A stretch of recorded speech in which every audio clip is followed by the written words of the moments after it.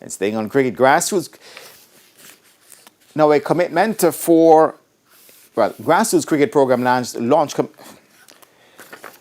And let's go again with that story. A commitment for a major multi-million-dollar investment in youth cricket across the island is expected to help reverse the decline of the sport at the higher level. An island-wide competition involving 120 primary and all-age schools restaurant in Mandeville at the weekend.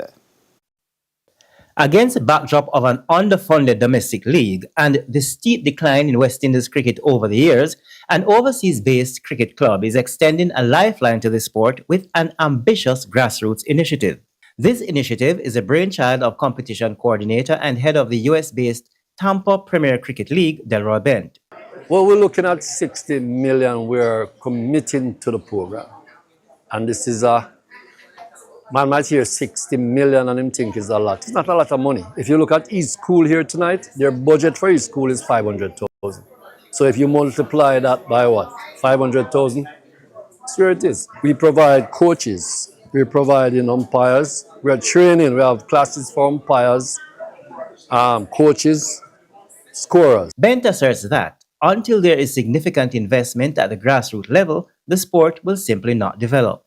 It's a very expensive venture, as you'll see, because cricket is very expensive.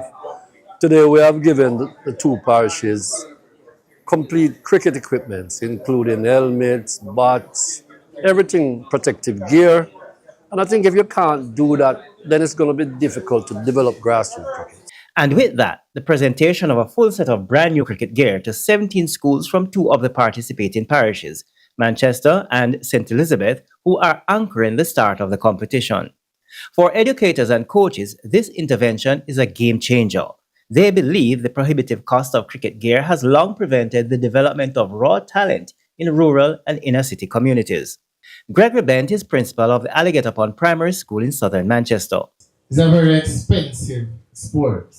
I believe it's one of the reasons why cricket has taken a downfall, because it's expensive. Schools are not equipped to, first of all, purchase the gear and to afford sending out the students to go and play. For Chadley Johnson of Rosehall Primary and Infant School in St. Elizabeth, this opportunity could not have come at a better time, and he doesn't intend to drop the ball.